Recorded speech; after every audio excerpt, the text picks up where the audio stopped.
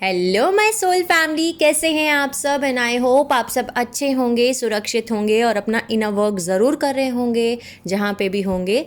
मैं आप सभी का बहुत बहुत स्वागत करती हूँ अपने इस चैनल में। थैंक यू सो मच मेरे इस चैनल को इतना प्यार देने के लिए, मुझे इतना सपोर्ट करने के लिए। And I am very glad कि मैं आपकी किसी भी तरीके से हेल्प कर पाती हूँ। ओके, अगर आपने मेरा ये चैनल अभी तक नहीं सब्सक्राइब किया है तो please like share and subscribe to the channel. और आप भी मुझे कमेंट सेक्शन में बता सकते हैं या आप मुझसे कुछ भी पूछ सकते हैं अगर आप मुझसे कुछ पूछना चाहते हैं तो चलिए आज का वीडियो शुरू करते हैं। और आज का वीडियो है हमारा कंटिन्यूएशन ऑफ द सीरीज़ जो हम कर रहे हैं। इस सीरीज़ में अभी तक हमने पार्ट 12 तक जान लिया है कि स्टारगेट्स क्या होते हैं, हमारे 15 डायमेंशनल टाइम मैट्रिक्स क्या हैं, असेंडेड मास्टर्स क्या हैं, ऑर्फियम्स क्या हैं, एजुराइट्स क्या हैं, हमारे यूनिवर्सल स्टारगेट्स कौन से हैं, हमारे गैलेक्टिक स्टारगेट्स कौन से हैं, हमारे प्लानिटरी स्टारगेट्स कौन से हैं, हमारी फर्स्ट सीडिंग कैसे डिस्ट्रॉय हो गई, हमारी सेकंड सीडिंग कैसे डिस्ट्रॉय हो गई, इलेक्ट्रिक वॉर्स क्या थे, 1000 ईयर्स वॉर्स क्या थे, ये सब कुछ हमने जाना। थर्ड सीडिंग को शुरू करने से पहले कुछ चीज़ें हैं जो हमें पहले जानना ज़रूरी है, उसके बाद हम थर्ड सीडिंग के बारे में स्टार्ट करेंगे जानना कि कैसे हमारी थर्ड सीडिंग स्टार्ट हुई। ओके, सो जैसे कि हमने पिछले पार्ट में जाना, पार्ट नंबर 12 में, कि लायर एंड एलोहिम वॉर्स हुए थे। सबसे पहले वॉर्स जो जिससे कि सारी कहते हैं ना सब कुछ शुरू हुआ, वो थे लायर एंड एलोहिम वॉर्स। और थोड़ा बहुत मैंने आपको पार्ट नंबर 12 में बताया कि लायर एंड एलोहिम वॉर्स के बाद क्या हुआ। लायर एंड एलोहिम वॉर्स के बाद स्टारगेट्स जो थे हमारे 12 स्टारगेट्स बनाए गए। और उसके बाद में मैंने आपको ये भी बताया कि यूनिवर्सल सिक्योरिटी टीम्स बनाई गई उन स्टारगेट्स को प्रोटेक्ट करने के लिए। और जो डार्क फॉलन एंजेलिक ग्रुप्स हैं यानी कि डार्क फोर्सेस हैं, उनसे हमारे टाइम मैट्रिक्स को बचाने के लिए पूरी एक सिक्योरिटी टीम रेडी की गई। तो अब हम इस वीडियो में जानेंगे, इस पार्ट में जानेंगे, पार्ट नंबर 13 में, कि लायर एंड एलोहिम वॉर्स क्या थे। बिकॉज यही वो एक इवेंट है जहाँ से सारी शुरुआत हुई, यही वो इवेंट है जिसके बाद ऑर्फियम्स बने, जिसके बाद ट्यूरेनिज्म 1 यानी प्लैनेट तारा पे हमें सीड किया गया, उसके बाद ही तारा का फॉल हुआ और उसके बाद फिर हमें अर्थ पे सीड करना शुरू किया, हमें यहाँ पैदा होना शुरू हो गए। सबसे पहले लायर एंड एलोहिम वॉर्स हुए और इस वीडियो में हम जानेंगे कि लायर एंड एलोहिम वॉर्स क्या थे और लायर एंड एलोहिम वॉर्स में क्या क्या हुआ था, उस वॉर का कॉन्सिक्वेंस क्या था, नतीजा क्या था, उस वॉर के बाद क्या हुआ था और उस वॉर को ख़त्म होने के बाद हमारी सारी चीज़ें क्या हुई। तो चलिए शुरू करते हैं और आज का video. Lawyer and Elohim war की वजह से द ओरिजिनल सिन निकल के आया है, जो हम सभी ने हमारे बाइबल में पढ़ा हुआ है कि हम पैदा ही पापी होते हैं। Okay, we are born sinners. ऐसा क्यों बोला गया है कि हम पापी ही पैदा होते हैं। ठीक है, ये तो कोई लॉजिक नहीं हुआ ओके, हम पापी ही पैदा होते हैं, लेकिन उन्होंने ऐसा क्यों लिखा है। बेसिकली उन्होंने एक फॉल्स क्रीड जो है वो बनाई है कि हम पापी पैदा होते हैं, लेकिन उसका जो ओरिजिनल मीनिंग है वो भी हम इस वीडियो में जानेंगे। ठीक है, हम ये भी जानेंगे कि फैंटम मैट्रिक्स और ब्लैक होल सिस्टम क्या होता है।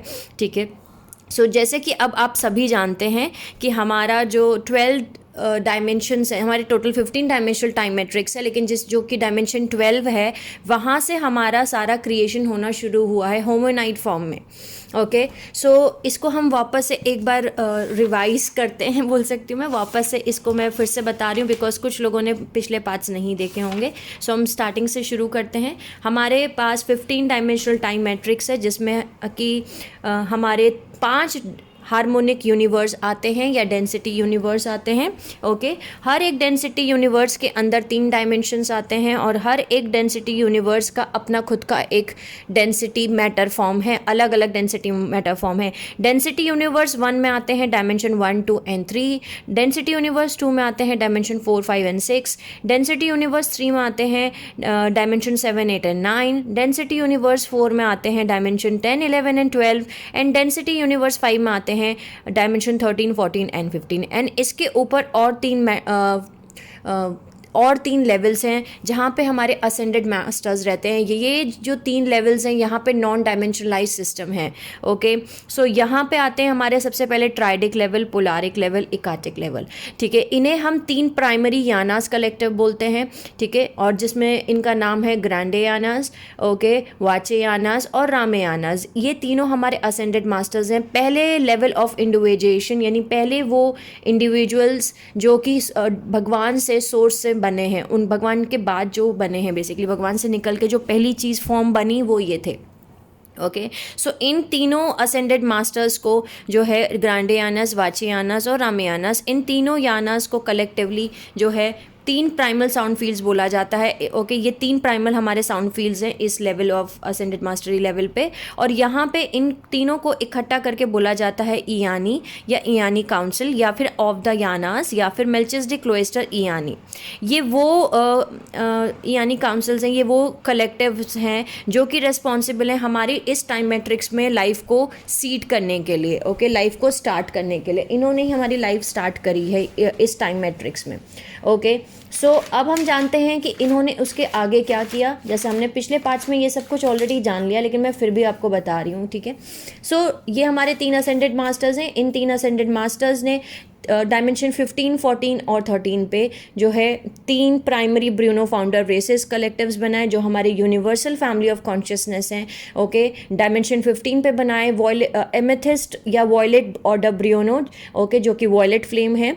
डायमेंशन 14 पे बनाए गोल्ड ऑर्डर ब्रियोनो जो कि गोल्ड फ्लेम है। डायमेंशन 13 पे बनाए एमरल्ड ऑर्डर ब्रियोनो जो कि ब्लू फ्लेम है। ओके, सो ब्लू फ्लेम, गोल्ड फ्लेम और वॉयलेट फ्लेम, ये हमारे 3 प्राइमरी ब्रूनो फाउंडर रेसेस हैं। ये ऋषि आइडेंटिटी आती है, हमारे हर एक लेवल पे एक आइडेंटिटी है। सो डायमेंशन 13, 14 और 15 पे हमारी ऋषि आइडेंटिटी आती है। डायमेंशन 10, 11 और 10 पे हमारे अवतार आइडेंटिटी आती है। ओके, उसके बाद में हमारे डायमेंशन 7, 8 और 9 पे हमारी ओवर सोल आइडेंटिटी आती है। हमारी डायमेंशन 4, 5 एंड 6 पे सोल्स आइडेंटिटी आती है, और डायमेंशन 1, 2, 3 में हम इनकारनेट्स होते हैं। ओके, सो ये 3 प्राइमरी ब्रूनो फाउंडर रेसेस बनी और ये हमारी यूनिवर्सल फैमिली ऑफ कॉन्शियसनेस बने। ओके, इन्होंने सबसे पहले 3 क्रिस्टोस फाउंडर रेसेस बनाई जिसको हम क्रैडल ऑफ लायरा भी बोलते हैं। ओके, क्रैडल ऑफ लायरा भी बोलते हैं, या फिर हम इनको एक और नाम से जानते हैं। ओके, जो कि नाम है इनका एमरल्ड कवर्नेंट ऑफ आर्मेंटेना। ये क्रिएशन कॉन्ट्रैक्ट का नाम है बेसिकली। यहीं से सारा क्रिएशन होना शुरू हो गया डायमेंशन 12 से। ओके, होमिनाइड फॉर्म में बनना हम स्टार्ट हो गए।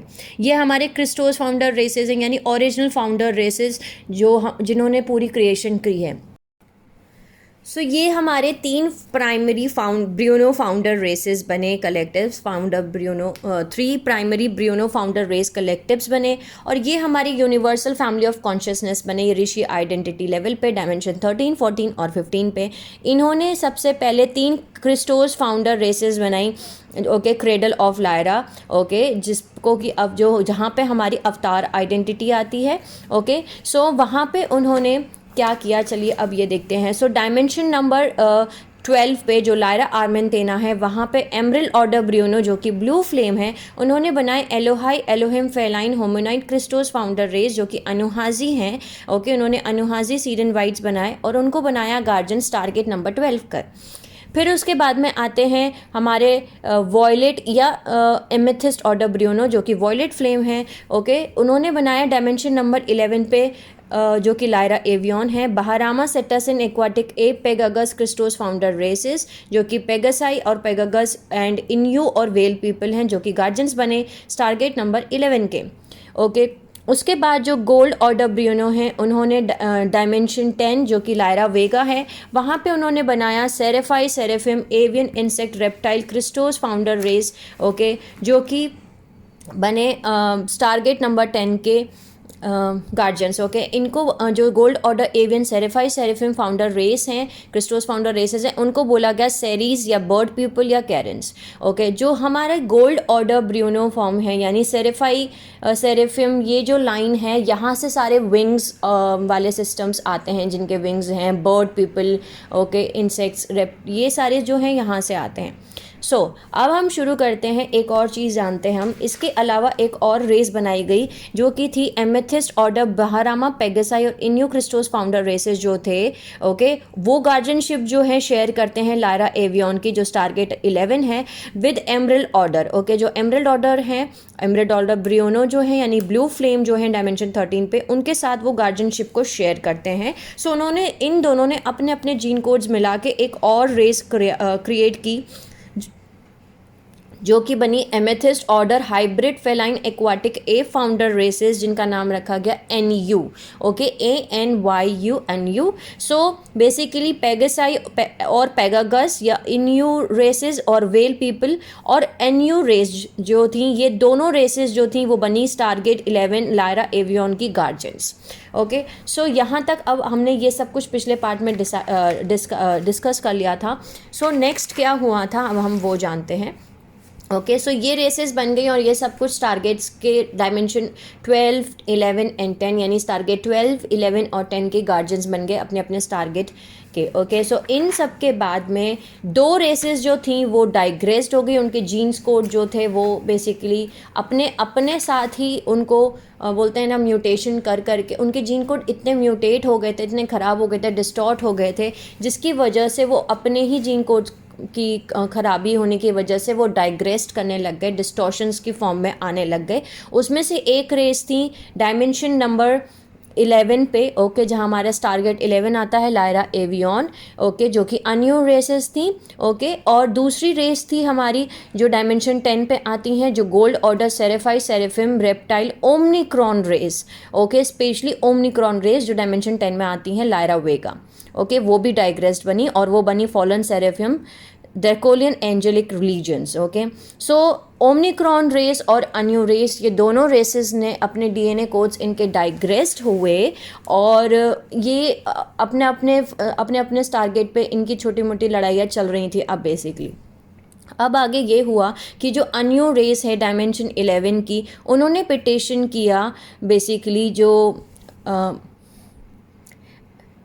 उन्होंने पिटिशन किया बेसिकली एमरल्ड ऑर्डर को, ओके। जो एमरल्ड ऑर्डर है एमेथिस्ट एमरल्ड ऑर्डर है बेसिकली कि उनको बोलते हैं हम एलोहाई एलोहिम, ओके। जो feline hominid Christos founder races है डायमेंशन 12 पे लायरा आर्मेंटेना पे, ओके। उन्होंने साइन किया, पिटिशन साइन किया कि डायमेंशन 10 पे जो हमारी ओमनिक्रॉन रेस है, ओके, उसको डिस्ट्रॉय कर दो, ओके, बिकॉज वो डाइग्रेस्ड हो रही है, उनका DNA ख़राब हो रहा है, इस रेस को ही पूरा डिस्ट्रॉय कर दो, ओके। लेकिन जो वहाँ की गार्जियन रेसेस थी उन्होंने ऐसा नहीं किया, ओके। जो यानास थे, इस पूरी मीटिंग में एक बेसिकली मीटिंग रखी गई, उस मीटिंग में जो हमारे यानास थे, जो हमारे असेंडेड मास्टर्स थे, ग्रैंड यानास, वाचे यानास और रामे यानास, वो और सारे ब्रियोनो ऑर्डर फाउंडर रेसेस जो कि एमरल्ड गोल्ड वॉयलेट ऑर्डर और आते हैं, ब्रियोनो फाउंडर रेसेस तीनों ये, और एलोहाई एलोहिम लायरा आर्मेंटेना के, ये सब उस मीटिंग में थे। और इन सब के सामने ये बोला गया, अन्यू रेस ने बोला कि इस रेस को डिस्ट्रॉय कर दो, ओके। डायमेंशन 10 की जो ओमनिक्रॉन रेस है उसको आप डिस्ट्रॉय कर दो। लेकिन इन सभी ने मिल करके, यानी हमारे असेंडेड मास्टर्स ने, हमारे ब्रियोनो फाउंडर रेसेस ने और जो हमारे एलोहाई एलोहिम फाउंडर रेसेस थे, ओके, इन सभी ने मना कर दिया कि हम इस रेस को डिस्ट्रॉय नहीं कर सकते, बिकॉज हम फ्री विल मैट्रिक्स में रहते हैं, लॉ 1 में रहते हैं, और किसी भी रेस, अगर कोई रेस नीचे गिर रही है, उसका DNA ख़राब हो रहा है, डिस्टॉर्शंस में आ रही है वो रेस, तो हम उसको एक बार में ख़त्म नहीं कर सकते, ठीक है। लेकिन हम उनकी जो फॉलन सेरेफिम है यानी ओमनिक्रॉन रेस है, हम उनका बायोरेजेनेस प्रोसेस कर सकते हैं, हम उनके DNA को हील कर सकते हैं, ओके। उन्होंने ये बोला कि हम उनके जो रिपेयर है, उनका जो डैमेज हो गया है, DNA डिस्टॉर्टेड हो गया है, उसको हम रिपेयर कर सकते हैं। हम उनका जो फॉलन सेरेफियम्स है उनका हम DNA को रिपेयर करेंगे। लेकिन ये बात अन्यू रेस जो थी डायमेंशन 11 की, जो प्लैनेट एवियन लायरा एवियन पे रह रही थी, उनको ये बात समझ में नहीं आई। उन्होंने बोला कि हमें ये आंसर मंजूर नहीं है, और उन्होंने इस मैटर को अपने हाथ में लिया कि अब हम देखेंगे यहाँ पे, ओके। डायमेंशन 11 पे वो हैं, ओके। डायमेंशन 12 ने के जो टारगेट नंबर 12 के जो गार्जियंस थे, उनके ऊपर जो गार्जियंस थे, ओके, असेंडेड मास्टर्स और ब्रियोनो फाउंडर रेसेस, जब उन सब ने ये चीज़ के लिए मना कर दिया, तब अन्यू रेस ने ये पूरे मैटर को अपने हाथ साथ में लिया और बोला कि इनका तो अब हम इस मैटर को अब हम देखेंगे। ओके, और उन्होंने क्या किया कि जो लायरा आर्मेंटेना है, जो हमारा स्टारगेट नंबर 12 है, उसको ही डिस्ट्रॉय कर दिया। ओके, बिकॉज अगर आप स्टारगेट नंबर 12 को डिस्ट्रॉय कर दोगे तो जो ऋषि आइडेंटिटी हैं डायमेंशन 13, 14 और 15 की, और जो असेंडेड मास्टर्स हैं वो जो है कुछ भी नहीं कर सकते फिर नीचे के डायमेंशंस में। सो अगर स्टारगेट नंबर 12 को ही निकाल दो, आप डिस्ट्रॉय कर दो, तो ऊपर के जो सोल्स, ऊपर के जो हायर आइडेंटिटीज़ हमारी गार्जियन रेसेस हैं वो इंटरफेयर नहीं कर सकती, वो आ नहीं सकती। सो स्टारगेट नंबर 12 जो है बेसिकली वो डायमेंशन 10, 11 और 12 यानी डेंसिटी यूनिवर्स 4 में एंटर करने के लिए मेन गेट है। ओके, स्टारगेट नंबर 12 जो है वो मेन गेट है डेंसिटी यूनिवर्स में एंटर करने के लिए। अब इस रेस ने यानी अन्यू रेस ने जो है इस टारगेट नंबर 12 को डिस्ट्रॉय कर दिया और अब बोला कि अब यहाँ से डायमेंशन 11 से नीचे तक यानी डायमेंशन 11, 10, 9, 8, 7, 6, 5, 4, 3, 2, 1, अब ये हमारी टाइम मैट्रिक्स है। अब हम इनके भगवान हैं और हम यहाँ का जो टाइम मैट्रिक्स है इसको हम अपने हिसाब से क्रिएट करेंगे, हम अपने हिसाब से बनाएंगे इस चीज़ को। इस डिस्ट्रक्शन के बाद स्टारगेट नंबर 12 जब डिस्ट्रॉय हो गया, उसके बाद फिर से एक मीटिंग बैठी गई। उस मीटिंग में सब वापस से आए। ओके, असेंडेड मास्टर्स, यान, जो जिनको हम यानास बोलते हैं। ओके, हमारे 3 ब्रूनो फाउंडर रेसेस और एलोहाई एलोहिम जो स्टारगेट नंबर 12 के गार्जियंस थे, सीरियन अनुहाजी, ओके, जो सीरियन वाइट्स भी बोला जाता है उनको, वो, और दूसरे टाइम मैट्रिक्स के हायर फाउंडर रेसेस। ओके, यानी दूसरे और भी हमारे टाइम मैट्रिक्स है, सिर्फ हमारा ये 15 डायमेंशनल टाइम मैट्रिक्स नहीं है, और भी हमारा टाइम मैट्रिक्स है, और भी यूनिवर्स के टाइम मैट्रिक्स हैं। सो वहाँ के जो हायर असेंडेड मास्टर्स थे, गार्जियन रेसेस थी, वो सभी इस मीटिंग में आई। बेसिकली इस मीटिंग को बुलाने का मतलब ये था, रीज़न ये था क्योंकि इस टारगेट 12 को डिस्ट्रॉय करने की वजह से कुछ चीज़ें हुई थी। सिर्फ टारगेट नंबर 12 ही डिस्ट्रॉय नहीं हुआ था, टारगेट 12 डिस्ट्रॉय होने की वजह से कॉन्शियसनेस जो है, आप जो एक कॉन्शियसनेस है वो किसी भी डायमेंशन में इनकारनेट तो हो सकती है, पैदा तो हो सकती है, लेकिन वो डेंसिटी यूनिवर्स 4 से असेंड नहीं हो सकती, क्योंकि वो डायमेंशन 12 जो है, टारगेट 12 जो है वही मेन दरवाज़ा है असेंड करने के लिए दूसरी डायमेंशन में, यानी 13, 14, 15 में। डेंसिटी यूनिवर्स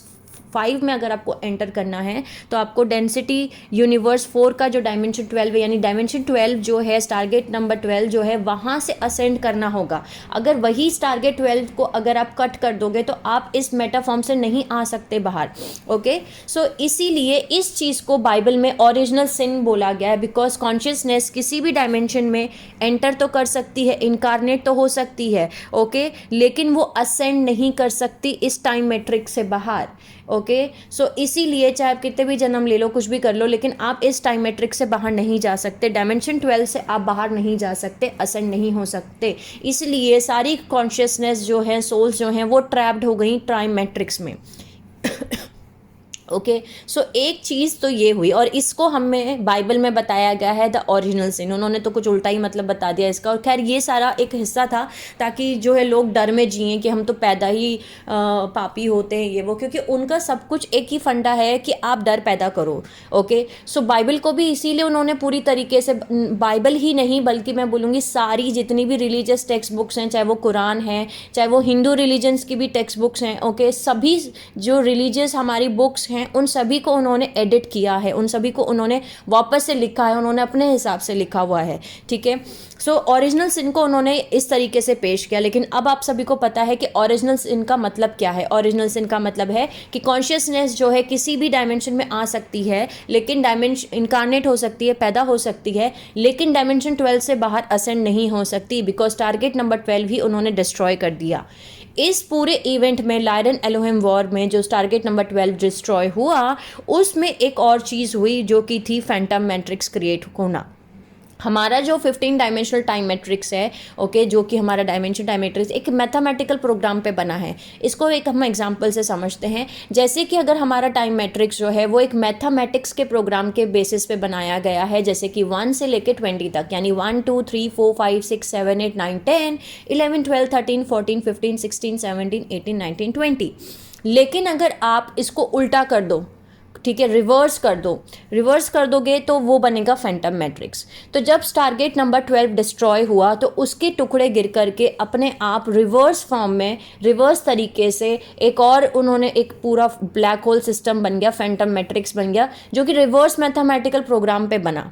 यानी कि जो ओरिजिनल पैटर्न है जिसमें पूरा टाइम मैट्रिक्स बना है, जिसमें इन्फिनाइट एनर्जी सिस्टम बनता है, उसकी जगह एक और मैट्रिक्स रेडी हो गया इस टारगेट 12 के टुकड़ों से, जो कि रिवर्स मैथमेटिकल प्रोग्राम पे बन गया। ओके इस फैंटम मैट्रिक्स में बहुत सारी सोल्स जो थी वो ट्रैप्ड हो गई। उसमें से एक सोल्स थी ओडिक्रॉन रेसेस। ओडिक्रॉन रेसेस जो थी वो डायमेंशन 10 पे थी। बेसिकली सबसे जो मेन फॉलन सेरेफाई सेरेफियम रेस थी, जो एक्चुअली वो गिर गई थी अपने डीएनए डिस्टॉर्शंस जिनके हुए थे, जो वो थी ओमनिक्रॉन रेस, राइट। वो ओमनिक्रॉन रेस से लड़ाई कर रहे थे। लेकिन उसमें से कुछ रेसेस ऐसी भी थी जो कि डीएनए उनका भले ही गिर गया था लेकिन फिर भी वो एमरल्ड कवर्नेंट में थी, यानी वो फिर भी लाइट को फॉलो कर रही थी। वो अच्छी सोल्स थी, अच्छी रेसेस थी। ओके लेकिन उसमें से एक थी ओडिक्रॉन रेस। बिकॉज इन दोनों वॉर के बीच में उसमें से कुछ रेसेस गिर करके फैंटम मैट्रिक्स में फंस गई। यानी कि फैंटम मैट्रिक्स के अंदर बहुत सारी रेसेस थी, बहुत सारी सोल्स थी, वो ट्रैप्ड हो गई, फंस गई, उनकी कॉन्शियसनेस वहाँ फंस गई। वो भी रेसेस वहाँ फंस गई जिन्होंने कुछ भी नहीं किया था, बस वो वहाँ उस समय मौजूद थे उस डायमेंशंस में, इस वजह से वो फंस गई थी। ओके तो जैसे कि मैंने आपको बताया कि जैसे कि अब अभी सब आप जानते हैं कि हमारी जो लाइफ फॉर्म्स है वो ट्रैप्ड हो गई टाइम मैट्रिक्स में, ठीक है, इंक्लूडिंग हमारी क्रिस्टोस फाउंडर रेसेस। ओके जो हमारी क्रिस्टोस फाउंडर रेसेस हैं 12, 11 और 10 पे, वो भी हमारी ट्रैप्ड हो गई। और यहाँ क्योंकि डायमेंशन 12 जो है वो ही डिस्ट्रॉय हो गया। ओके टारगेट 12 ही डिस्ट्रॉय हो गया बेसिकली। सो कॉन्शियसनेस किसी भी टाइम मैट्रिक्स में किसी भी डायमेंशन में इनकारनेट हो सकती है, लेकिन टाइम मैट्रिक्स से ऐसा नहीं हो सकती है। ओके और दूसरी चीज़ ये थी कि जैसे मैंने आपको बताया कि यहाँ पे फैंटम मैट्रिक्स बना बेसिकली, और फैंटम मैट्रिक्स जो है वो रिवर्स मैथमेटिकल कोडिंग पे बना। ओके फैंटम मैट्रिक्स जो था, यानी उसको हम ब्लैक होल सिस्टम भी बोलते हैं, ये बनाया गया रिवर्स मैथमेटिकल प्रोग्राम पे। रिवर्स मैथमेटिकल प्रोग्राम का मतलब ये है कि इस मैट्रिक्स में, इस फैंटम मैट्रिक्स में कुछ भी इन्फिनाइट सिस्टम नहीं है, ये फाइनाइट सिस्टम के ऊपर बनता है, यानी ये अपने आप खुद सस्टेन नहीं कर सकता। ओके इसकी खुद की एनर्जी मैट्रिक्स, इसके अंदर खुद के अंदर एनर्जी नहीं है, ये हमारी टाइम मैट्रिक्स से एनर्जी फीड करता है। यानी हमारा जो टाइम मैट्रिक्स है यहाँ से एनर्जी लेकर के उस एनर्जी पे ये फीड करता है, उस एनर्जी पे ये जिंदा रहता है। इसीलिए जितने भी डार्क फोर्सेस हैं, चाहे वो रेप्टालियन हैं चाहे ड्रैकोलियंस हैं, ये सब अपने आप खुद के ऊपर नहीं सर्वाइव कर सकते, इनकी खुद की एनर्जी सिस्टम है ही नहीं, क्योंकि ये रिवर्स मैथमेटिकल प्रोग्राम पे बने, इनके डीएनए सब उल्टे हैं। और किसी भी चीज़ को जब आप उल्टा कर दोगे, जो ओरिजिनल ब्लूप्रिंट है अगर आप उसको उल्टा कर दोगे तो वो बन जाता है फाइनाइट सिस्टम। ओके यानी कि वो अपनी खुद की एनर्जी, उसके पास खुद की एनर्जी नहीं बचती है। ओके जो ओरिजिनल डिवाइन ब्लूप्रिंट्स बनाए गए हैं, जो ओरिजिनल प्रोग्राम्स बनाए गए हैं, हमारे टाइम मैट्रिक्स बनाए गए हैं, वो इस तरीके से डिज़ाइन किए गए हैं कि उसमें इन्फिनाइट एनर्जी सिस्टम्स हैं, वो अपने आप सर्वाइव कर सकते हैं, उनको किसी और की एनर्जी पे फीड करने की ज़रूरत नहीं है। ओके लेकिन जो फैंटम मैट्रिक्स में जो रेसेस हैं, जो फैंटम मैट्रिक्स है, पूरा ब्लैक होल सिस्टम है, वो बेसिकली रिवर्स मैथमेटिकल प्रोग्राम पे बना है, जिसकी वजह से जो असुरी शक्ति हैं, डार्क फोर्सेस हैं, रेप्टाइलियंस हैं, ड्रैकोलियंस, आप उनको कुछ भी नाम बोल दीजिए, इनके डीएनए रिवर्स हैं, जिसकी वजह से ये दूसरों की एनर्जी पे फीड करते हैं, ये हमारे टाइम मैट्रिक्स से एनर्जी निकालते हैं। इसीलिए आपने ये अब आप सभी ने देखा होगा कि बहुत सारी सोल्स हमें इस टाइम में भी ऐसी मिलती हैं जिनसे मिलकर हमें ऐसा लगता है जैसे हमारी एनर्जी ड्रेन हो गई, जिनको हम स्पिरिचुअल टर्म्स में एनर्जी वेम्पायर्स बोलते हैं। Okay so basically energy vampires क्या है? एनर्जी वेम्पायर्स वो हैं जो जिनका जो डीएनए है वो रिवर्स है, उल्टा है, वो खुद की एनर्जी पे नहीं काम कर सकते, वो दूसरों की एनर्जी पे काम करते हैं। ओके इसीलिए यहाँ पे जब उन्होंने राज करना शुरू किया बेसिकली हमारे टाइम मैट्रिक्स में, अर्थ पे, बेसिकली अर्थ पे जब उन्होंने राज करना शुरू किया, जो माइंड कंट्रोल प्रोग्राम्स बनाए गए, सब कुछ बनाया गया, उन्होंने पूरा एक प्लानिंग की गई जो अर्थ को कैसे अपने कंट्रोल में किया जाए, यहाँ की जो ह्यूमन रेस है उसको कैसे कंट्रोल किया जाए, उन्होंने सबसे पहले इसी प्रोग्राम को अप्लाई किया, क्योंकि उनके पास अपनी खुद की एनर्जी सिस्टम नहीं है, वो हमारी एनर्जी सिस्टम पे सर्वाइव करते हैं। हम जितना डरते हैं, हम जितना लो फ्रिक्वेंसीज में रहते हैं, गुस्सा, ओके जेलेसी, उसके बाद में सेपरेट कॉन्शियसनेस, यानी जितनी भी लो फ्रिक्वेंसीज़ हैं, अगर हम उन फ्रिक्वेंसीज़ में रहते हैं तो हम उनको अपनी एनर्जी दे रहे होते हैं, ओके, और उन्हीं एनर्जी पे वो ज़िंदा हैं, ठीक है। लेकिन अगर हम डरना बंद कर दें, ये सब कुछ करना बंद कर दें, हम लो फ्रिक्वेंसीज़ में रहना बंद कर दें, तो वो एनर्जी हमसे लेना बंद हो जाएंगे, वो सर्वाइव नहीं कर सकते, अपनी खुद की एनर्जी सिस्टम्स उनकी नहीं है, ओके। सो फैंटम मैट्रिक्स बना, जिसमें कि वो एक फाइनाइट सिस्टम बना जो हमारी टाइम मैट्रिक्स से एनर्जी सक कर रहा था, निकाल रहा था, वो अपने खुद के ऊपर वो सस्टेन नहीं कर सकता था, ओके। सो बेसिकली एक बहुत बड़ा डिसीजन लेना था इन सभी को कि अब क्या करें, ओके। स्टारगेट 12 डिस्ट्रॉय हो गया, फैंटम मैट्रिक्स बन गया, बहुत सारी रेसेस जो थी वो वहाँ पे जाके स्टक हो गई, अटक गई, ट्रैप्ड हो गई उस फैंटम मैट्रिक्स में। और ये जो टाइम मैट्रिक्स बना है, नया Phantom matrix black hole system बना है, ये हमारी टाइम मैट्रिक्स से बेसिकली वो कर रहा है, एनर्जी सक कर रहा है, यानी इस टाइम मैट्रिक्स से जो है वो एनर्जी सक कर रहा है। तो इसके लिए कुछ ना कुछ डिसीजन लेना पड़ेगा, ओके।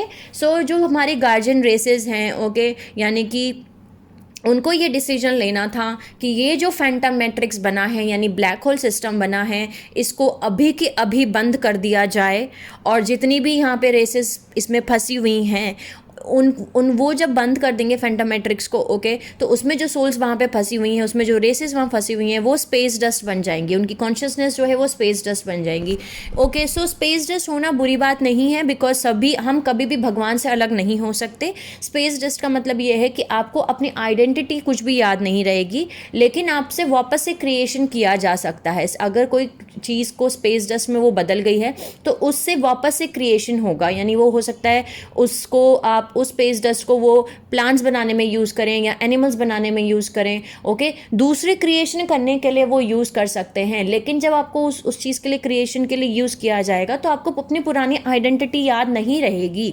सो बहुत बड़ा डिसीजन था कि इस फैंटम मैट्रिक्स को, इस ब्लैक होल सिस्टम को अभी के अभी बंद कर दिया जाए, और सारी सोल्स को स्पेस डस्ट ये सारी जो सोल्स उसमें फंसी हुई हैं वो स्पेस डस्ट बन जाएंगी, या फिर फैंटम मैट्रिक्स को ओपन रखा जाए और उनकी मदद की जाए, उनको हेल्प किया जाए, उनको हील किया जाए, उनको इवॉल्व किया जाए उस ब्लैक होल सिस्टम से, ताकि वो निकल सकें, उनके डीएनए को हील किया जाए, ओके, उनके बायोरेजेनेस प्रोग्राम शुरू किए जाए, उनकी बेसिकली मदद की जाए।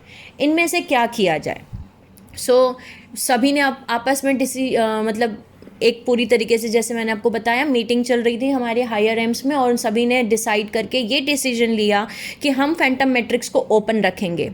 बिकॉज अब आप समझ सकते हैं, जो हमारे कार्जन रेसेस हैं, जो असेंडेड मास्टर्स हैं, जो दूसरे टाइम मैट्रिक्स के हायर रैम्स के जो असेंडेड मास्टर्स हैं, या दूसरे फाउंडर रेसेस हैं दूसरे टाइम मैट्रिक्स के, वो सब यूनिटी कॉन्शियसनेस में है, वो लॉ ऑफ वन में है। अगर आप किसी चीज़ को डिसीजन ले रहे हो एक बार में डिस्ट्रॉय करने का या उनको बंद करने, तो आप उनके खुद के बोल सकते हैं ना, आप अपने खुद के ही सोल को आप तकलीफ पहुँचा रहे हो। इसको हम एग्जाम्पल से समझते हैं, जैसे कि अगर हम माँ बाप हैं, ओके, हमारे 5-6 बच्चे हैं, और अगर 5-6 बच्चे में से कोई एक बच्चा जो है वो कोई एक ऐसी हरकत कर दे घर में, जैसे मान के चलिए वो घर में आग लगा दे, ठीक है, तो अगर उसने गलती की, ओके राइट, उसने गलती की, उसने आग लगा दी जिसकी वजह से घर जल गया पूरा, लेकिन इसका मतलब ये तो नहीं कि हम उसको मार ही डालेंगे बच्चे को, नहीं, हम उसको मारेंगे नहीं, लेकिन हम उसको ज़रूर समझाएंगे ये बात कि उसने जो आग लगाई थी वो गलत था।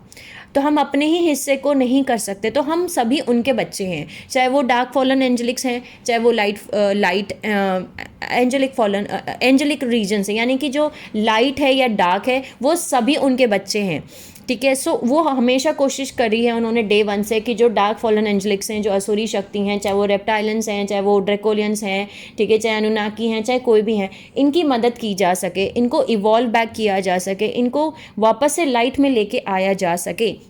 सो सभी ने डिसाइड किया कि ब्लैक होल सिस्टम जो है, फैंटम मैट्रिक्स जो है, ये ओपन रखा जाएगा और इसमें मदद की जाएगी उन सोल्स की जो हील करना चाहती हैं खुद को, क्योंकि मैंने जैसे आपको बताया कुछ सोल्स, कुछ रेसेस वहाँ पे वो थी जो गलती से वहाँ जाके फंस गई थी, ओके, जैसे उसमें से एक थी ओडिक्रॉन रेस, ओके। सो इनकी मदद की जाएगी और इनको इवॉल्व बैक, ताकि ये इवॉल्व बैक कर सकें, ये बाहर निकल सकें फैंटम मैट्रिक्स में से, ओके। सो जो ओडिक्रॉन रेप्टाइलन रेसेस हैं जो डायमेंशन 10 से आती हैं, ओके। ये रेप्टाइलन ड्रैगन मॉथ की तरह दिखती हैं और ये भी एंड हो गई थी, मतलब ये भी वहाँ ब्लैक होल सिस्टम में इनको भी सक कर लिया जब ब्लैक होल सिस्टम बना, ये भी वहाँ जाके फंस गई थी। लेकिन जैसा कि मैंने आपको बताया कि फैंटम मैट्रिक्स को ओपन रखा गया, और फैंटम मैट्रिक्स को ओपन रखने के लिए एक पूरा प्लान बनाया गया, बिकॉज जो फैंटम मैट्रिक्स में फंस गई थी सोल्स, ओके, जो रेसेस थी जो फैंटम मैट्रिक्स में फंस गई थी, उनके पास 12 स्ट्रैंड डीएनए इम्प्रिंट नहीं था। जैसे कि मैंने आपको बताया कि यहाँ पे स्टारगेट नंबर 12 उन्होंने डिस्ट्रॉय कर दिया था, तो जो डायमेंशन 11 की सोल्स थी या डायमेंशन 10 की सोल्स थी, उनके डीएनए स्ट्रैंड 12 ही, कोई भी चीज़ जब आप डिस्ट्रॉय कर रहे हो तो आपका डीएनए स्ट्रैंड इम्प्रिंट भी डिस्ट्रॉय हो रहा है। सो डायमेंशन 11 की जो सोल्स थी, ओके, उनके 11 स्ट्रैंड डीएनए टेम्पलेट हो गए। जो डायमेंशन 10 की जो सोल्स थी, ओके, रेसेस थी, उनके 10 स्ट्रैंड डीएनए टेम्पलेट्स हो गए। सो डायमेंशन 11 की जो रेसेस थी उनके 11 स्ट्रैंड डीएनए टेम्पलेट्स हो गए, जो डायमेंशन 10 की रेसेस थी उनके 10 स्ट्रैंड डीएनए टेम्पलेट हो गए, ओके। सो इन दोनों सोल्स को वापस से, इनके डीएनए इम्प्रिंट को वापस से ओरिजिनल फॉर्म में लाने के लिए इनकी हेल्प करने की ज़रूरत थी हमें, ओके, बिकॉज उनके पास 12 स्ट्रैंड डीएनए इम्प्रिंट नहीं था, तो वो वैसे नहीं फील कर सकती थी, जो सोल्स फैंटम मैट्रिक्स में फंस गई हैं वो वैसे नहीं फील कर सकती जैसे कि हम फील करते हैं, ओके। बिकॉज अगर आप किसी को तकलीफ़ पहुंचा रहे हो, कुछ सोल्स से हम मिलते हैं जिनको हमें समझ में नहीं आता कि ऐसे कैसे उन्होंने किसी को मार डाला, ऐसे कैसे उन्होंने ये कर दिया, उनको ये कैसे समझ में नहीं आता कि आप किसी को तकलीफ़ पहुंचा रहे हो, ओके। तो उन्हें नहीं समझ में आता बिकॉज उनके अंदर डीएनए टेम्पलेट वो है ही नहीं। जब तक आपके पास 12 स्ट्रैंड डीएनए टेम्पलेट नहीं है तब तक आप वैसे फील नहीं कर सकते जैसे कि आप फील करते हैं, बिकॉज 12 स्ट्रैंड डीएनए टेम्पलेट का मतलब ये है कि आप भगवान से जुड़े हुए हो, आप क्रिस्टोस फाउंडर रेसेस से जुड़े हो, आप ऋषि आइडेंटिटी से जुड़े हो, आप अपने ओरिजिनल फॉर्म में हो। जब आप अपने ओरिजिनल फॉर्म में हो जो भगवान ने क्रिएट की है हमारे, ठीक है, सो वो आपका ओरिजिनल फॉर्म है, तब आप सब कुछ फील कर सकते हो। लेकिन अगर आपका ओरिजिनल फॉर्म जो है डीएनए टेम्पलेट का उसमें कुछ भी मिसिंग है तो फिर आप वो फील नहीं कर सकते। जैसे कि डार्क फॉलन एंजेलिक्स, रेप्टाइलियंस, ड्रैकोलियंस, ये वो फील नहीं कर सकते बिकॉज उनके 11 स्ट्रैंड डीएनए, ये 10 स्ट्रैंड डीएनए है, बिकॉज इन्होंने अपने आप को डिस्कनेक्ट कर दिया है, अलग कर दिया है सोर्स से, गॉड से, ठीक है। कुछ लोग सोर्स बोलते हैं, कुछ लोग गॉड बोल सकते हैं, भगवान बोल सकते हैं, अल्लाह बोल सकते हैं, जो भी आपको बोलना हो, ठीक है। सो भगवान से उन्होंने अपने आप को डिस्कनेक्ट कर दिया, और जब आप भगवान से डिस्कनेक्ट कर चुके हो अपने आप को तो आप वो चीज़ नहीं फील कर सकते। तो इस पूरे लायरन एलोहिम वॉर के बाद एक पूरा प्लान बनाया गया, जैसे मैंने आपको बताया कि इन्होंने पूरा एक प्लान बनाया कि अब एक बायोरिजिनस प्रोसेस हम शुरू करेंगे, ओके। फैंटम मैट्रिक्स को ओपन रखा जाएगा और जो सोल्स वहाँ पे अपने आप को हील करना चाहती हैं वो जो हैं वो उनकी हेल्प की जाएगी। बेसिकली एक एमरल्ड कवर्नेंट बनाया गया। एमरल्ड कवर्नेंट का मतलब है कि एक तरीके का अग्रीमेंट, पीस ट्रीटी, ओके, जिसकी में जो कि एक प्रॉमिस है कि जो आपका ओरिजिनल डिवाइन ब्लूप्रिंट है, जो 12 स्ट्रैंड डीएनए इम्प्रिंट है, वो आपको वापस दिया जाएगा। और वो आपको कैसे दिया जाएगा? आपको पढ़ाई करा के, आपको बता करके कि हम सभी एक हैं, by law of one, by unity consciousness, कि अगर आप किसी को भी तकलीफ पहुंचा रहे हो तो इसका मतलब है आप खुद को ही तकलीफ पहुंचा रहे हो, ठीक है। आपके डीएनए टेम्पलेट को हील करके, ओके, आपको बता के कि आप कैसे अपने डीएनए टेम्पलेट को वापस से 12 स्ट्रैंड डीएनए में वापस से लेके जा सकते हो, ओके। सो ये एक तरीके के पूरा प्लानिंग की गई एमरल्ड कवर्नेंट में। जो fallen dark fallen angelic races थी जो एंटर करना चाहती थी, जो अपने डीएनए टेम्पलेट को हील करना चाहती थी, उनको ये ऑफ़र किया गया कि आपको एमरल्ड कवर्नेंट को में एंटर करना होगा। और जिन्होंने ये साइन किया कि ठीक है हम एमरल्ड कवर्नेंट में आना चाहते हैं, हम हमारे हील करना चाहते हैं हमारे डीएनए को, हम वापस से हमारा 12 स्ट्रैंड डीएनए टेम्पलेट वापस पाना चाहते हैं, उनकी मदद करने की पूरी प्लानिंग की गई। सो इस इवेंट के बाद में ऑर्फियम्स बनाए गए सबसे पहले, जैसे कि मैंने आपको पिछले पार्ट्स में बताया है, ठीक है। ऑर्फियम्स को क्रिएट किया गया और ऑर्फियम्स बने हमारे होस्ट मैट्रिक्स, जो बायोरिजिनस प्रोग्राम के सबसे पहले पार्ट थे, ओके। ऑर्फियम्स को कैसे बनाया गया था वो भी मैंने आपको बताया है, ओके। मैं इस पार्ट में फिर से बता देती हूँ। जो हमारे मेल्चिसडिक क्लोस्टरियानी है, यानी हमारे जो असेंडेड मास्टर्स हैं, याना कलेक्टर्स हैं, ग्रांडियानास, वाचियानास और रामियानास, जिनको हम कलेक्टिवली जब इकट्ठा करके बोलते हैं तो एमसियानी बोलते हैं, उन तीनों के gene codes plus Breneau order founder races जो हमारी ब्लू फ्लेम है, गोल्ड फ्लेम है और वॉयलेट फ्लेम है, यानी emerald order, gold order, amethyst order, इन तीनों के जीन कोड्स, यानी कि हमारे असेंडेड मास्टर के जीन कोड्स और हमारे ब्रूनो ऑर्डर फाउंडर रेसेस के जीन कोड्स, इन सभी के जीन कोड्स को मिला के एक नई रेस बनाई गई, ऑर्फियम्स बनाएंगे, जो कि 48 to 24 strands of DNA templates थे। ओके, ऑर्फियम से को सीड किया गया अलग अलग प्लैनेट पे, यानी प्लैनेट गाया पे, प्लैनेट तारा पे और प्लैनेट अर्थ पे। So basically angelic human race को बेसिकली क्रिएट किया गया था as a doctor race, cosmic doctor race, ठीक है, जो कि हेल्प करेगी इन फॉलन एंजेलिक रेसेस को, ताकि हम इन्हें हील कर सकें और हम इन्हें इवॉल्व कर सकें, वापस से एमरल्ड कवर्नेंट में एंटर करवा सकें इनको। सो अब आप समझ सकते हैं कि हमें क्यों क्रिएट किया गया था। हमें क्रिएट किया गया था as a cosmic doctor race, okay, जो कि प्लैनेट गाया पे सीड किया गया, जहाँ पे 48 स्ट्रैंड्स ऑफ डीएनए दिए गए, उनको कैपेसिटी पोटेंशियल उनकी 48 स्ट्रैंड्स ऑफ डीएनए की थी, ठीक है। फिर उनको प्लैनेट तारा पे सीड किया गया, ओके, वहाँ पे ऑर्फियम्स ने अपने और छोटी लेवल ऑफ कॉन्शियसनेस से उनको बनाया, जो कि 24 स्ट्रैंड्स ऑफ डीएनए टेम्पलेट बने, ओके। उसके बाद वहाँ पे जब वो डिस्ट्रॉय हो गए तो उसके बाद फिर से अर्थ पे वापस से ह्यूमंस को सीड किया गया, ताकि वो उनको हेल्प करके इवॉल्व बैक कर सकें। So basically angelic human races को जो है वो क्रिएट किया गया था as cosmic doctor, okay, as a doctor race, okay, ताकि हम इनकी हेल्प कर सकें, ओके। सो जैसा कि मैंने आपको बताया कि इनको क्रिएट किया गया था एज कॉस्मिक्स डॉक्टर रेस, हम सभी को, ह्यूमन सोल्स को, जो एंजेलिक ह्यूमन सोल्स हैं, हमें क्रिएट किया गया था क्योंकि हमारे पास 12 strands DNA, 24 strands of DNA और 48 स्ट्रैंड्स ऑफ डीएनए टेम्पलेट है, और हम इनके डीएनए टेम्पलेट्स को हील कर सकते हैं और हम यूनिवर्सल स्टारगेट्स को प्रोटेक्ट कर सकते हैं, ओके। इसके बाद जो है, जैसे मैंने आपको पिछले पार्ट्स में बताया था कि लायरन एलोहिम वॉर्स के बाद जो असेंडेड मास्टर्स थे, उन्होंने एक यूनिवर्सल सिक्योरिटी टीम बनाई, जिससे कि वो यूनिवर्सल सिक्योरिटी टीम जो है वो सारे स्टारगेट्स को प्रोटेक्ट करेगी और वो फॉलन एंजेलिक रेस जो हैं, जो डोमिनेट करना चाहते हैं हमारे टाइम मैट्रिक्स पे, वहाँ से जो वो डिस्ट्रक्शन को रोकेंगी, ओके। इस यूनिवर्सल सिक्योरिटी टीम में अनुहाजी जो सीरन वाइट्स हैं और inter dimensional association of free worlds यानी IAFW हैं और एजोराइट्स जो सीरियन ब्लूज़ हैं, इन तीनों को बनाया गया यूनिवर्सल सिक्योरिटी टीम, ओके। और अब जैसे मैंने आपको बताया, ऑर्फियम्स को क्रिएट किया गया एज होस्ट मैट्रिक्स और एक नई रेस बनाई गई जो कि बनी एजोराइट सीरियन ब्लूज़, ओके। ये एक नई जेनेटिक रेस लाइन्स थी और ये कैसे बनाई गई थी ये भी मैंने आपको पिछले पार्ट में बताया, लेकिन फिर से हम इस पार्ट में जानते हैं।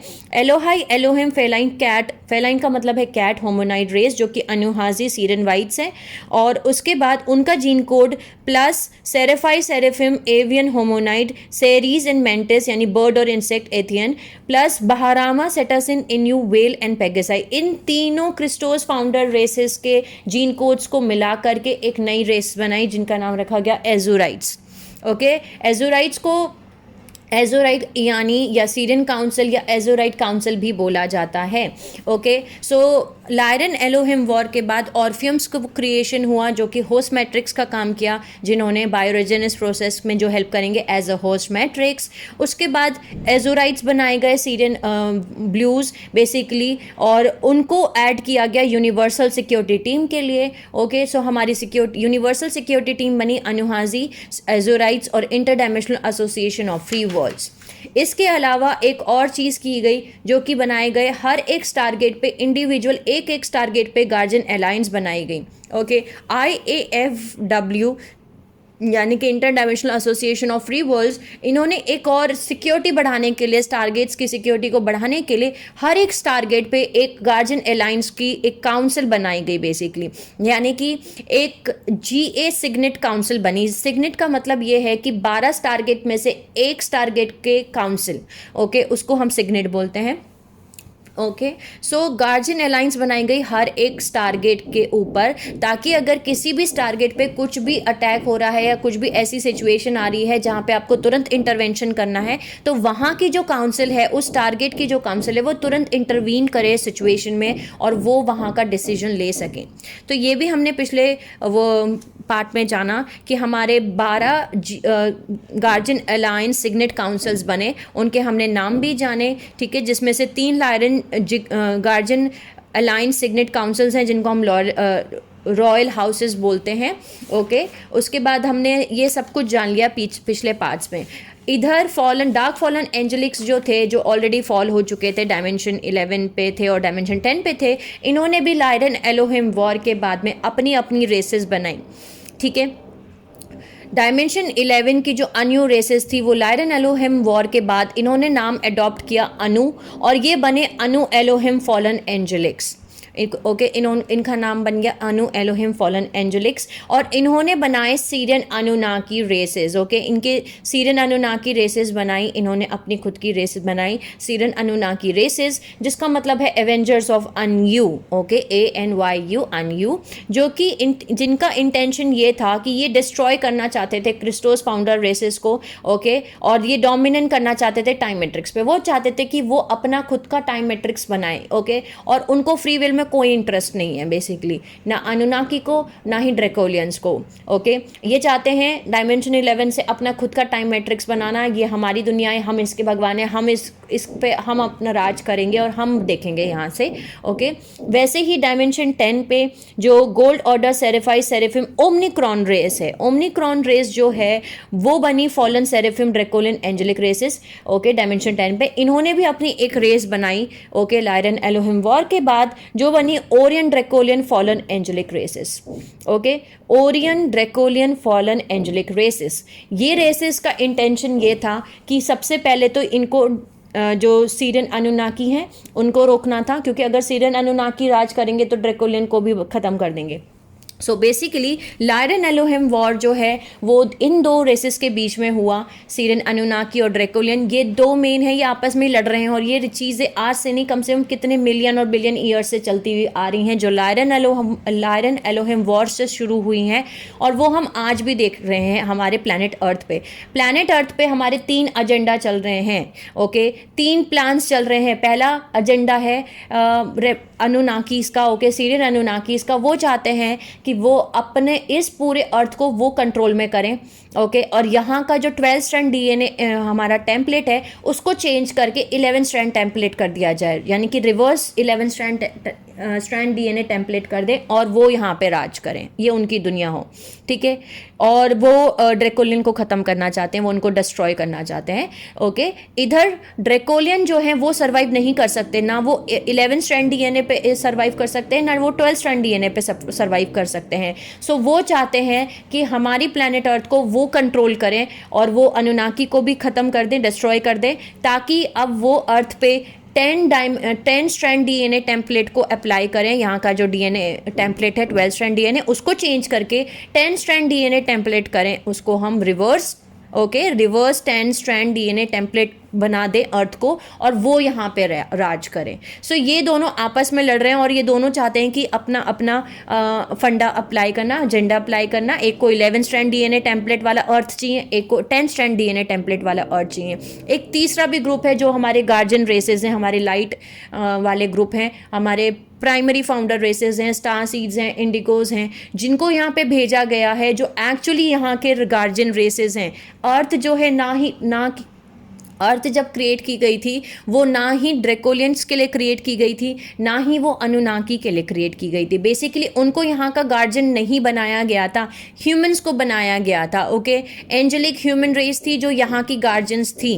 ओके, वो हैं यहाँ के गार्जियंस, और उनकी रिस्पॉन्सिबिलिटी थी कि वो यहाँ के टारगेट्स की रक्षा करें। ओके, उसको प्रोटेक्ट करें, उसको देखें। सो वो अब यहाँ पे आए हुए हैं ये सारी सोल्स, और वो अपने अपने स्तर पे काम कर रहे हैं, बेसिकली अपने अपने लेवल पे सभी काम कर रहे हैं कि ताकि हमारा जो ओरिजिनल डिवाइन ब्लूप्रिंट है, 12 स्ट्रैंड DNA इम्प्रिंट है, वो वैसे ही रहे जैसे वो बनाया गया था, ओरिजिनली बनाया गया था।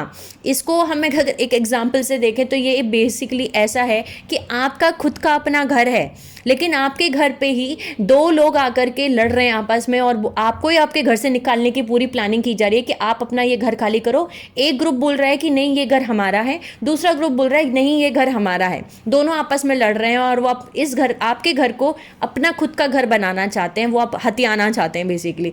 और आपको ये समझ में नहीं आ रहा है जो आपका खुद का घर है कि आप ये आपस में लड़ क्यों रहे हैं। पहली बात तो ठीक है, क्योंकि ये घर तो हमारा है, लेकिन ये दो आपस में क्यों लड़ रहे हैं? बिकॉज जो यहाँ की ह्यूमन सोल्स हैं उनको एनेस्थीसिया दे दिया गया है, जैसे मैंने आपको पिछले पार्ट्स में बताया।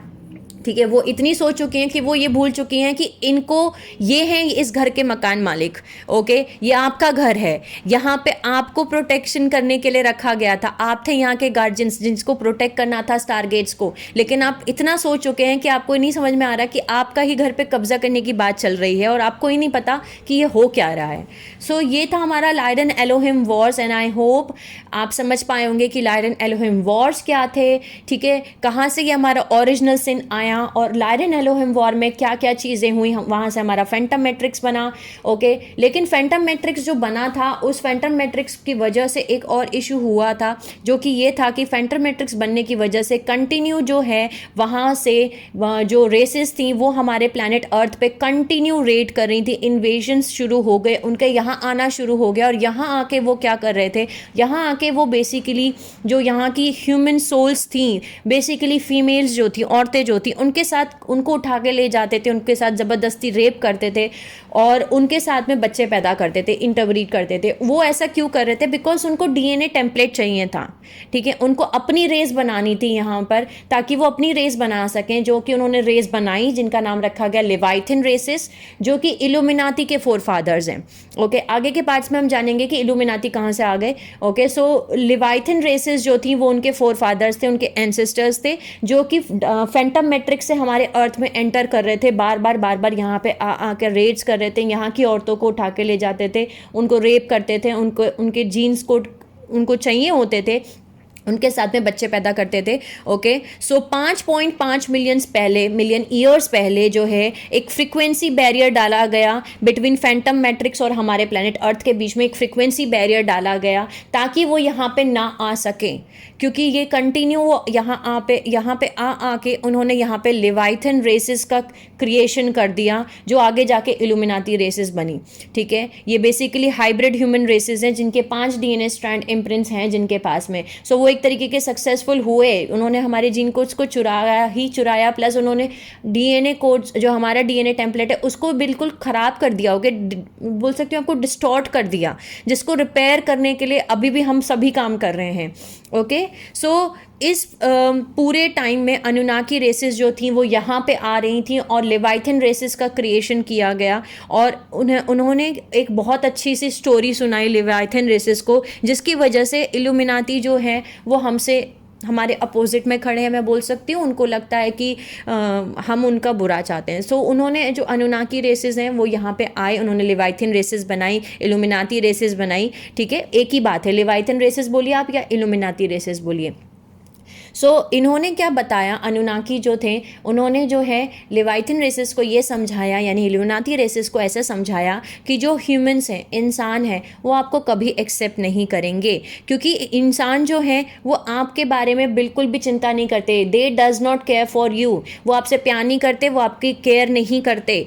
और इस वजह से जो लेवाइथन रेसेस थी, जो इल्यूमिनाती रेसेस थी, उनके लिए बहुत मुश्किल हो गया ट्रस्ट करना ह्यूमंस को, इंसानों को ट्रस्ट करना बहुत मुश्किल हो गया, क्योंकि वो डर गए क्योंकि अनुनाकी ने उनको ये कहा कि वो कभी भी इंसान उनको एक्सेप्ट नहीं कर सकते हमारी सोसाइटी में। ओके, वो हम इंसान उनकी कोई परवाह नहीं करते। अब आप ये बताइए कि इस पूरे लायडन एलोहिम वॉर में हमारा इंटेंशन, जो ह्यूमन सोल्स का क्रिएशन हुआ उसके पीछे इंटेंशन क्या था? हमें इनको हेल्प करने के लिए ही बनाया गया था। ओके, लेकिन इनको पूरी तरीके से मैनिपुलेट किया गया और इनको एक तरीके से ना, अनुनाकी जो हैं वो उनको बहुत प्यार से एक स्वीट स्टोरी उन्हें समझाई गई कि ह्यूमंस कभी आपको एक्सेप्ट नहीं करेंगे, वो बिल्कुल भी आपकी चिंता नहीं करते। ओके, वो उनको आपसे प्यार ही नहीं है। सो कोई बात नहीं, वो आपसे प्यार नहीं करते तो क्या हुआ, हम है ना, हम आपकी मदद करेंगे। सो अनुनाकी ने इनको कन्विंस कर लिया इस चीज़ के लिए कि वो उनके लिए फिक्स करने जा रहे हैं, वो करेंगे उनकी मदद। ओके, सो इसलिए जो इल्यूमिनाटीज हैं वो या लेवाइथन रेसेस हैं वो अनुनाकी के साइड में ही हैं। ओके, लेकिन हम आगे जाके जानेंगे कि ये रेसेस जो हैं बहुत डिटेल से हम जानेंगे कि आए कैसे, यहाँ तक भी कैसे आए। ओके, एक तो हमने पता लगा लिया कि ये फैंटम मैट्रिक्स से हमारे प्लैनेट अर्थ में आना शुरू हो गई, जिसकी वजह से फ्रीक्वेंसी बैरियर डालना पड़ा। फ्रीक्वेंसी बैरियर का मतलब है एक ऐसी फ्रीक्वेंसी डाल दी गई फैंटम मैट्रिक्स और अर्थ के बीच में, ताकि उस फ्रीक्वेंसी की वजह से वो यहाँ एंटर नहीं कर सकते, क्योंकि उनकी जीन्स कोड में वो फ्रीक्वेंसी है ही नहीं, वो DNA है ही नहीं कि वो उस फ्रीक्वेंसी में एंटर कर सकें। उस फ्रीक्वेंसी बैरियर की वजह से एटलीस्ट वो उन्होंने यहाँ आना बंद कर दिया। लेकिन जो ऑलरेडी यहाँ एंटर कर चुके थे वो बहुत बड़े लेवल पे थे यहाँ पे, जो ऑलरेडी एंटर कर चुके थे। उन्होंने ऑलरेडी अपनी एक रेस यहाँ पे बना ली थी अर्थ पे, जो कि थी लेवाइथन रेसेस या इल्यूमिनाटी रेसेस।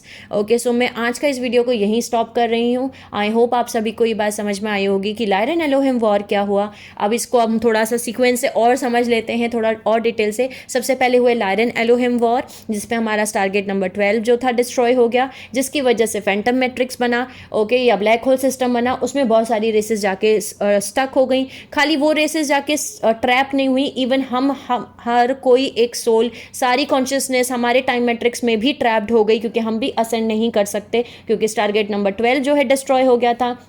इसकी वजह से नई रेसेस बनाई गई, यूनिवर्सल सिक्योरिटी टीम्स बनाई गई जो कि स्टारगेट्स को प्रोटेक्ट करेंगी। नई रेस जो बनाई गई उनका नाम था एजोराइट्स ब्लू, और एक ऑर्फियम बनाई गई जो कि होस्ट रेस थी बायोरेजेनस प्रोग्राम्स की। ऑर्फियम्स ने अपनी कॉन्शियसनेस को डिवाइड करके और छोटा बना करके गाया पे रखा, तारा पे रखा और अर्थ पे रखा। हमें बनाया गया था as a cosmic doctor race, ताकि हम इनके DNA को टेम्पलेट को हील कर सकें। ओके, हम इनके वापस से इनका 12 स्ट्रैंड DNA टेम्पलेट दे सकें, और वो तभी पॉसिबल है जब हम इनके DNA को रिपेयर कर पाएँ। ओके, सो ये पूरा प्रोग्राम रखा गया। लेकिन उसके बाद जैसे कि अब आप सभी को पता है कि तारा पे कैटलिज्म हुआ, तारा पे भी वही सेम चीज़ रिपीट हुई, वहाँ का भी पूरा कैटलिज्म हुआ और वहाँ के भी टुकड़े टूट गए, मॉर्फोजेनेटिक फील्ड टूट गई, वहाँ की सोल्स लॉस्ट हो गई। अब उन सोल्स को भी बचाने के लिए वापस से अर्थ पे एक रेस्क्यू मिशन शुरू हुआ। ओके, जिसको हम एमेंटी रेस्क्यू मिशन बोल लीजिए, या कवनेंट ऑफ पेलाडोर बोल लीजिए आप, या पेलाडोरियंस बोल लीजिए आप। एक मिशन वापस से बनाया गया अर्थ पे कि ताकि हम उन सोल्स को भी बचा सकें। ओके, सो अर्थ पे यहाँ आने के बाद भी हमारे फर्स्ट सीडिंग रखी गई, फर्स्ट सीडिंग भी डिस्ट्रॉय हो गई हमारी इलेक्ट्रिक वॉर्स में। सेकेंड सीडिंग की गई, वो हमारी 1000 ईयर वॉर्स में डिस्ट्रॉय हो गई। अब हम थर्ड सीडिंग की बात कर रहे हैं, हम जो हैं वो थर्ड सीडिंग से हैं। ओके, सो अब हम अगले पार्ट्स में जानेंगे कि थर्ड सीडिंग जो थी वो कैसे शुरू हुई। ओके, बिकॉज अब तक आप सीक्वेंस से सब चीज़ें समझ चुके होंगे, अब आपको सब कुछ पता है, टारगेट्स क्या हैं, ये क्या है, वो क्या है। तो आप थर्ड सीडिंग को समझना बहुत आपको आसानी हो जाएगी। Okay, so sending you lots of love and healing and happy energies to all my soul family जो मेरा ये वीडियो सुन रहे हैं। Take care of yourself and see you soon.